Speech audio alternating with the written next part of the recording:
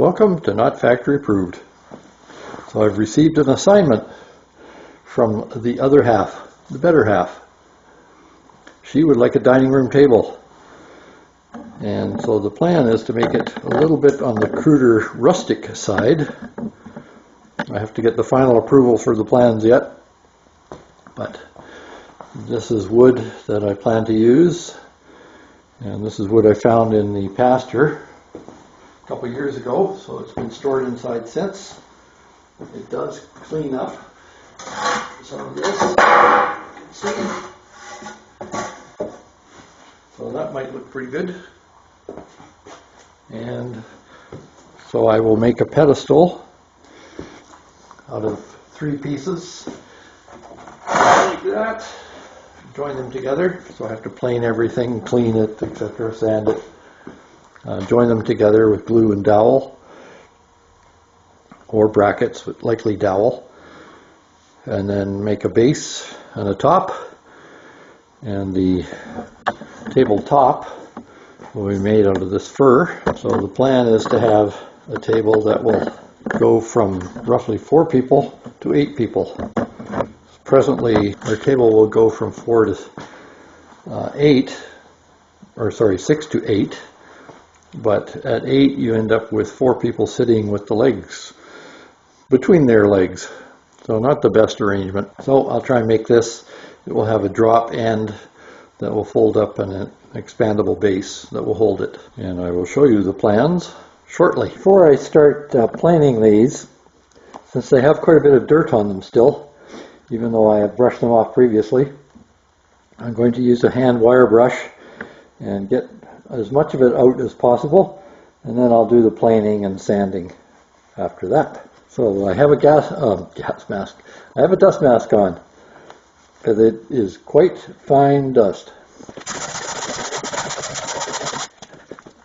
Tune in later.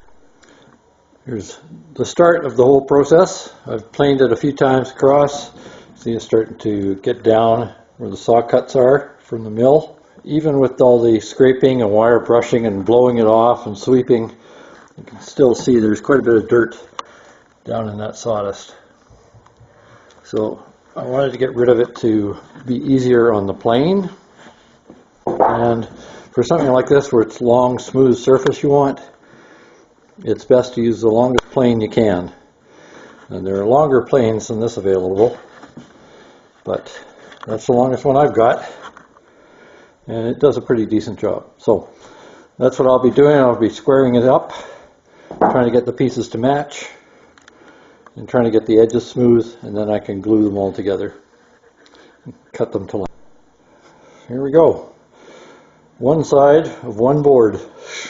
And I've already had to sharpen the plane once, so that dirt really does do a job. But this is with the sander, belt sander, and that plane over there. And it does have a few little dips, like right in here, but I'm going to wait till I have it all together before I try and do anything with that, because it may not be very visible. Other than that, most of it's straight. I've got to square off this edge because it's higher here than it is here. It has a slight slope to it. So, onward and more fatigue. There's one board, almost done the hard way. And I still see it's got a bit of a curve to it. It's going to be a bit more planing yet. But I have to sand it, and that's what I've gotten so far. One board. Well, it's a good arm workout, shoulders, etc. Why pay gym fee?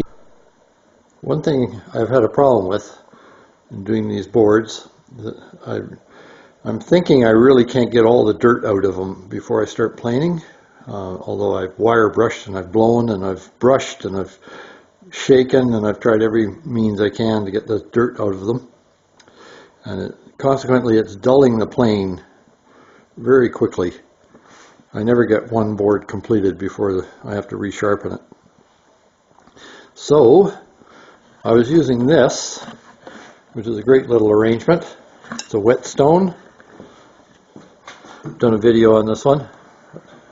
To crank it, picks up water from the tray underneath, I'm just using an old bicycle crank,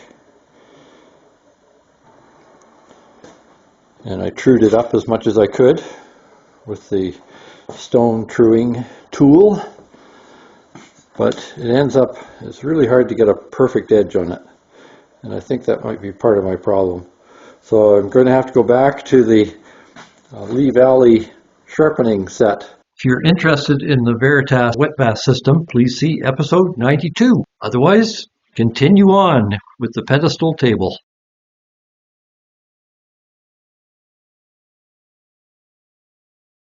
Well, it's a definite improvement. See how long it lasts.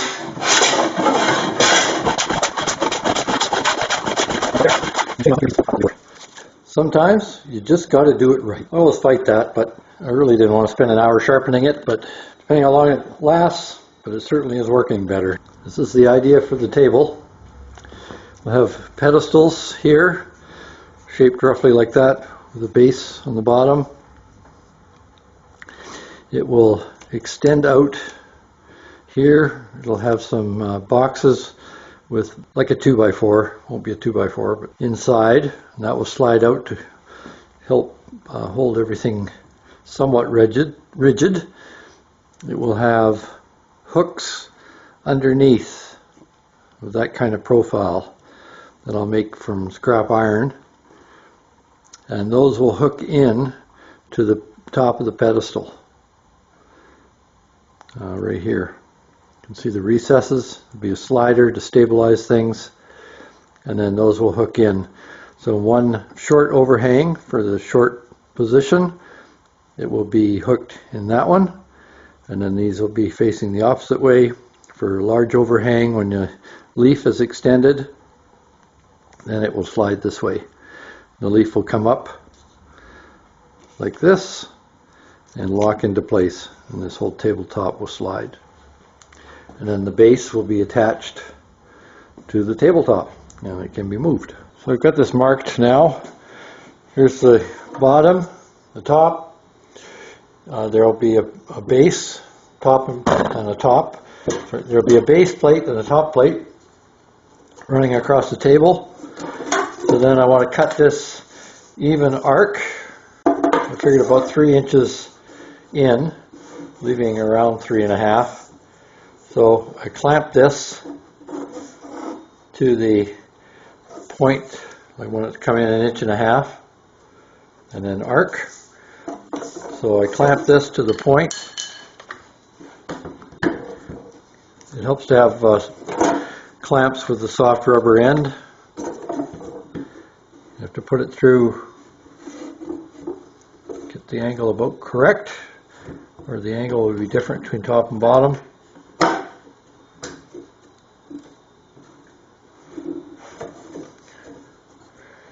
Worked easier before. So away from the point where I want the pencil to run. Check the arc. It appears to be a bit off. That's about even. Going up to this point here. There we have it. I'll do the same thing on the other side, and then it's ready for cutting. I have to put the dowels through as well. We'll cut the angles out of each side, clamp it up in the middle. Now I'm going to clamp down the straight edge, and I'm going to use the skill saw to cut off the bottom, and then I'll move it and cut off the top. I was going to try and put the dowels in first, but I think I will do it this way first, and I can always square it up and clamp it and go from there. Here's the beginning of the pedestal. So I put the dowels through, and I'll cut those off to about 1/16 of an inch, and then I'll use the sander to get them down flush. This all has to be sanded yet, cleaned up. It's all got steps in it. The dowel method is, I prefer the look, but it's not the easiest way to go. Biscuit splices are probably the best way. But I don't have a biscuit cutter and I don't really want to buy one, so that's the way I'm doing it. But then you end up with the length is staggered.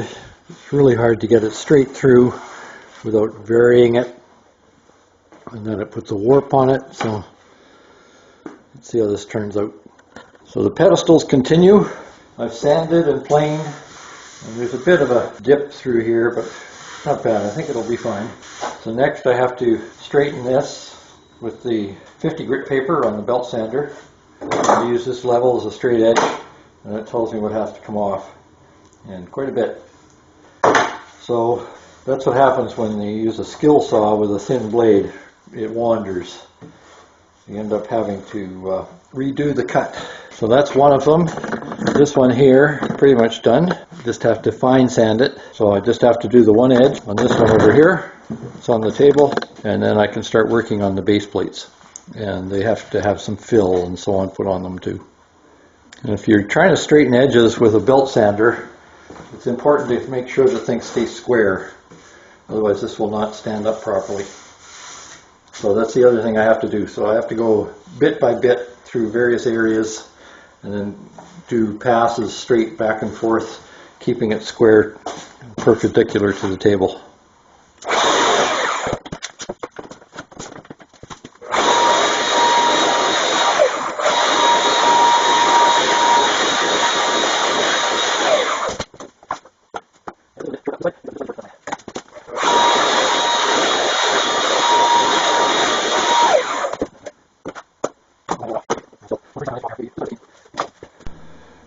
Now for a decision. I think that's the way I'm going to do it. I have 1.5 inches on each side down below, which matches this 1.5 inches. Then I think I will make this a little wider, because the tabletop will be 32 inches wide, I think it is. That's 27. So I want to make that, I want to stagger that change in dimension, rather than doing it all in one. So I think that's the way I'll do it. It's 27 inches on the top, length, and 24 5/8 on the bottom. I think that's the way to go. Might regret that, but there you go. So I'm going to try routering a bevel on all of these pieces. And I was thinking of 1/2 inch, but I think first pass I'll do 3/8. See how that looks. I think it should look okay. I may actually like it better, who knows. But if I check the bevel here at 3/8, it's roughly 1/4 inch on each side. So let's see how that looks. But first, mask, goggles, ear protectors, hat, etc.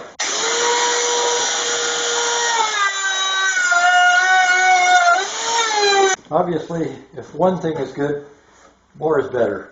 So I'm going to do these edges too, same way, but I'm going to have to be careful to come in straight this way. So I don't want any edging on this. That has to fit flush against the base and the top. So I got 8 of them to do. 8 edges, that is.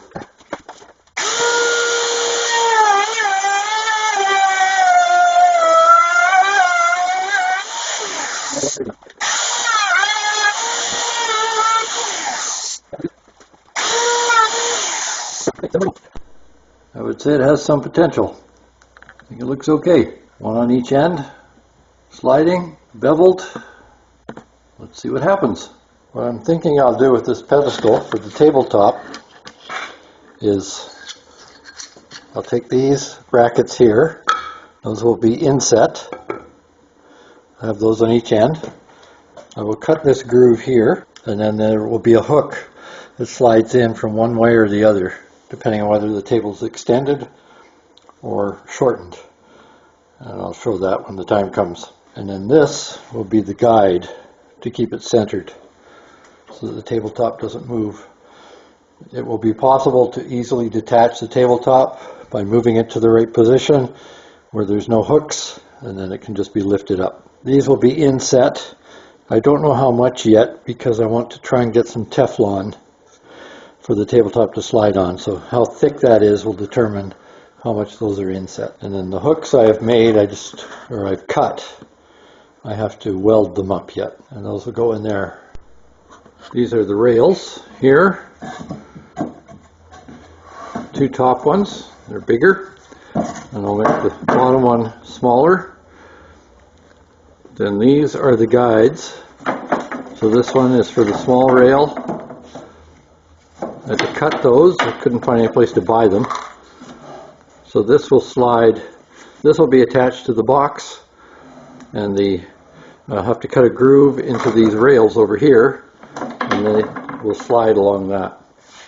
It's to help make it a bit stronger so it doesn't sag, because having 4 feet between the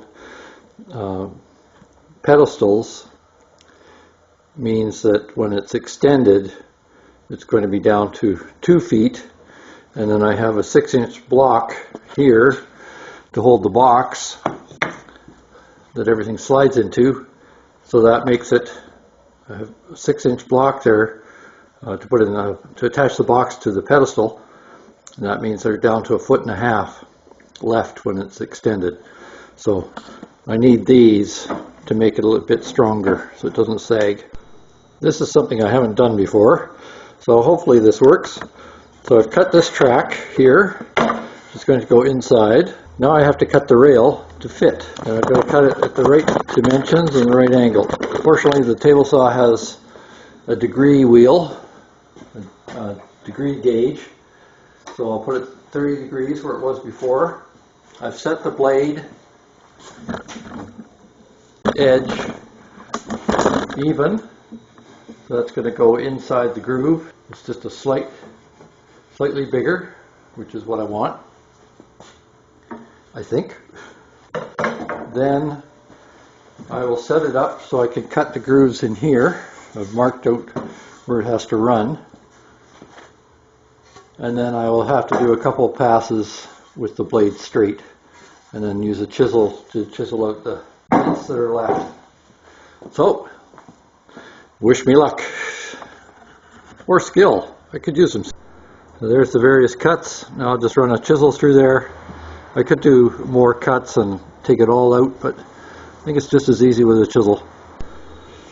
Well, here's the first track. After much manipulation, mucking her about.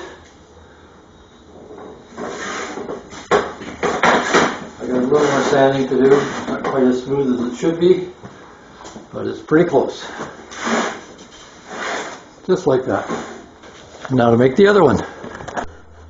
It actually worked out better to just use the saw. Cut that groove. Do multiple passes through here. Starting off with the 30 degrees, then reducing the angle and lowering the blade. Because obviously as it gets more upright, it's going to be deeper, so you'd end up with a circle or semicircle, or an arc at least. So there it is. I have to sand this one yet. The other one is done. It slides quite nicely. I have to do this one yet, which is the bottom rail. I almost forgot. I marked it for in the middle, but that's not right. It's got to be down on the bottom because I want the track hidden. So I'll have to dimension this thing and see where I want it and if I want to change anything regarding the track, the slide. Please don't forget to like, share, subscribe, or even notify, or any of the above, or all of the above. Thank you.